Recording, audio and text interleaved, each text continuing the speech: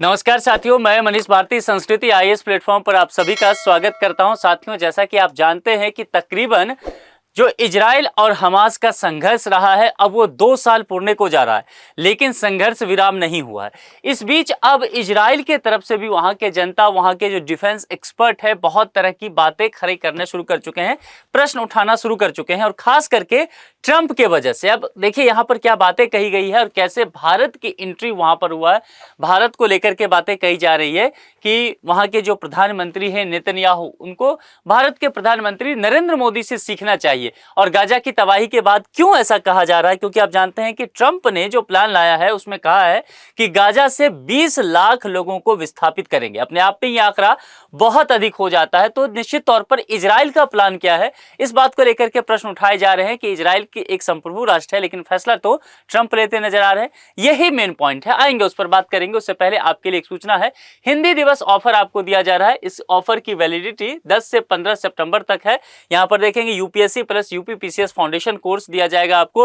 More than 60 to 70% तक का of देखने को मिलेगा। 10% आप एक्स्ट्रा ले सकते हैं इस 6 दिनों में। यहां पर देखिए जो कॉन्टैक्ट नंबर है वो 9555124124 या फिर sanskritIAS.com, ये ऑफिशियल वेबसाइट और ऑफिशियल कॉन्टैक्ट नंबर है संस्कृति आईएएस का। इस पर जुड़ करके ये तमाम कोर्स जो है इसके विषय में जानकारी ले सकते हैं, फिर अपने मनचाहे कोर्स में आप नामांकन भी ले सकते हैं। अब देखिए यहां पर गाजा के तबाही को लेकर के कहा गया, और ये इजरायली डिफेंस एक्सपर्ट के द्वारा कहा गया है कि अगर भारत की तरह स्वाभिमान रखता इजराइल भी, तो फिर गाजा की जो कंडीशन हो रहा है, और खास करके ट्रंप जो अपनी बात गाजा को लेकर के कहते आ रहे हैं, वह इजराइल को नहीं सुनना पड़ता। क्योंकि देखिए भारत और अमेरिका के बीच में भी दोस्ती बेहतर रहा है, लेकिन बेहतर दोस्ती के बावजूद भी देखा गया कि ट्रंप का मूड बदला और भारत उससे दूर होता हुआ चला गया। तो यही बातें कही जा रही है कि डोनाल्ड ट्रंप का कब छवि बदल जाए, अमेरिका कब अपनी छवि बदल ले, ये कोई नहीं जान सकता। तो इजराइल को अपने बलबूते पर अपने डिसीजन लेने चाहिए, और यही बात इजराइल के रक्षा विशेषज्ञ जकी शालोम ने कहा है। और उन्होंने इस बात को लेकर कहा है कि देखिए आपको इंडिया से सीखना चाहिए था। डोनाल्ड ट्रंप ने इंडिया पर 50% तक भारी भरकम टैरिफ लगा दिया, इसके बावजूद भारत डटा हुआ है और वह अमेरिका के सामने नहीं झुकता है। क्योंकि यहां पर एक बात उन्होंने बहुत दिलचस्प कहा कि देखिए जब आप कहते हैं ना कि राष्ट्रीय सम्मान की बात करते हैं, तो राष्ट्रीय सम्मान विलासिता को वस्तु नहीं है, बल्कि एक बहुत बड़ी रणनीतिक संपत्ति है। खास करके भारत पाकिस्तान तनाव के दौरान जो डोनाल्ड ट्रंप ने कहा कि सीज फायर हुआ, प्राइम मिनिस्टर नरेंद्र मोदी या देखेंगे भारत सरकार ने उसका क्रेडिट ट्रंप को नहीं दिया। इसके बाद भी देखेंगे स्थिति बेहद खराब होता हुआ चला गया। ट्रंप के टैरिफ का जिक्र करके उन्होंने कहा कि रिश्ते जो खटास हुआ है उसमें कहीं न कहीं देखा जाए तो अमेरिका का ही रोल है। भारत अपने तरफ से ऐसी कोई नीति नहीं बना रहा है जिससे ये नौबत आ गई है। तो ऐसा आगे चल करके क्या हो सकता है कि ट्रंप अगर कहें कि गाजा में अमेरिका की एंट्री हो रहा है या गाजा में इन्वेस्टमेंट जो किए जाएंगे, जो बाहर से बुलाए जाएंगे, वो अमेरिका उसकी पॉलिसी तैयार करे, और इजराइल कहे कि नहीं ये मेरे अकॉर्डिंग होगा, फिर तो अमेरिका और इजराइल का संबंध भी खराब हो जाएगा। तो कुल मिलाकर के वही कहा गया है कि भारत की स्थिति को देखिए, जो रिश्ते में खटास देखने को मिली है, खास करके रसिया से ऑयल खरीदने को लेकर के उस पर टैरिफ लगाया गया है। पाकिस्तान के बीच सीज फायर का जो इशू है उसका दावा किया गया ट्रंप के द्वारा, वो क्रेडिट नहीं दिखाया गया। यानी कि इन सब बेवजह की बातों के वजह से ही ट्रंप ने कहीं न कहीं अपने तेवर दिखाए हैं, जबकि इसकी आवश्यकता नहीं है। देखिए क्या शालोम ने कहा है कि आर्थिक और सैन्य संकटों पर पीएम मोदी ने सख्त रवैया दिखाकर न सिर्फ निजी बल्कि राष्ट्रीय सम्मान को भी बचाया है। उन्होंने ट्रंप के 4 फोन कॉल तक नहीं उठाए। इस मामले में इजरायली भी कुछ जरूरी चीजें सीख सकता है। यही बात कही जा रही है कि यहां पर इतना तवज्जो ट्रंप को क्यों देना। जब आप एक संप्रभु राष्ट्र हैं तो जाहिर सी बात है आपको अपने निर्णय अपने अनुसार ही लेने चाहिए। इसके अलावा इन्होंने गाजा का में जानते एक अस्पताल पर जो अटैक इजराइल के द्वारा किया गया, जिसमें वहां पर बहुत सारे जो लोग मारे गए हैं, तकरीबन 20 लोगों के आसपास मारे गए हैं, उसमें इन्होंने इजराइल गवर्नमेंट को लेकर के भी टारगेट किया है कि क्या ये सब अमेरिका के दबाव में हो रहा है। क्योंकि देखिए युद्ध में जाने के वजह से इजराइल की भी स्थिति बहुत अच्छी नहीं है। आप जानते हैं इजराइल की इकोनॉमी भी बहुत बदतर स्थिति में चल रहा है ना। तो ये बात समझना पड़ेगा कि लगातार ट्रंप अपने तरफ से एक प्लान पेश कर रहे हैं कि हम गाजा को पूरी तरह से शिफ्ट कर देंगे। वहां के लोगों को 20 लाख लोग हैं, मतलब 10,000, 5,000, 4,000 नहीं है कि आप शिफ्ट कर देंगे। 20 लाख लोगों को गाजा से कैसे निकाला जा सकता है?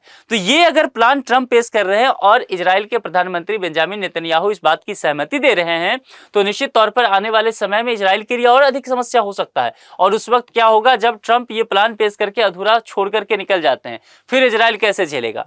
तो निश्चित तौर पर इजराइल को अपने बलबूते पर काम करना चाहिए। ये बातें वहां के लोगों के द्वारा अब जो है कहना शुरू हो गया है। और ठीक वैसे ही कहना है जैसे कि भारत ने लाख टैरिफ के बावजूद भी 50% आपने टैरिफ लगाया, इसके बावजूद भी अपने फैसले पर अडिग रहा और वो दबाव में नहीं आता है। इससे साफ संदेश जाता है कि इस तरह का बर्ताव भारत पसंद नहीं करता है।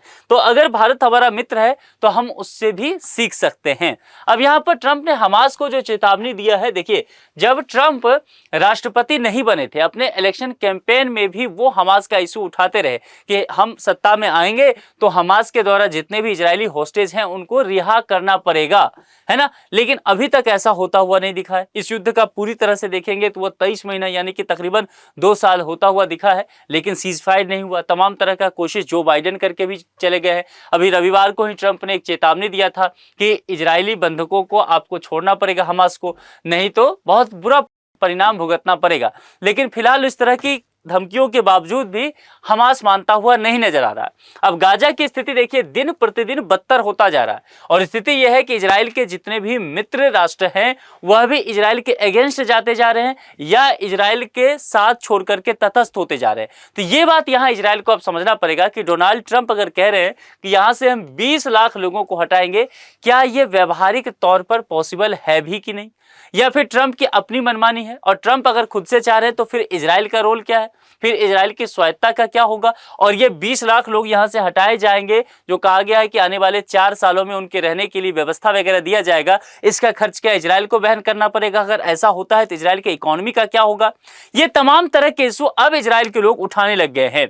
तो यही बातें कही जा रही है कि भारत से आपको कम से कम सीखना चाहिए था। अगर ये नीति ट्रंप ही थोप रहे हैं तो इजराइल को खड़ा होना चाहिए ट्रंप के अगेंस्ट कि आप जो भी कुछ कहेंगे हम उसे आंख मूंद करके फॉलो नहीं कर सकते। इजराइल एक संप्रभु राष्ट्र है। तो देखिए इस विषय पर आप लोग क्या सोचते हैं, अपने विचार कमेंट बॉक्स में लिख करके बताते चलिए। क्या आपको लगता है कि गाजा से 20 लाख लोगों को विस्थापित करने का जो प्लान तैयार किया गया है, क्या वाकई ये इजराइल का प्लान है, या फिर जिस तरह से स्पष्ट तौर पर दिखता है कि ट्रंप ही इस चीज को लेकर के उत्सुक है और किसी संप्रभु राष्ट्र पर अगर इस तरह का दबाव थोपा जाता है तो उस राष्ट्र को क्या करना चाहिए? अपने विचार कमेंट बॉक्स में लिख करके जरूर बताएं। आज के लिए इतना ही। अपना बेहद ख्याल रखिए। बहुत बहुत शुक्रिया। Thank you so much.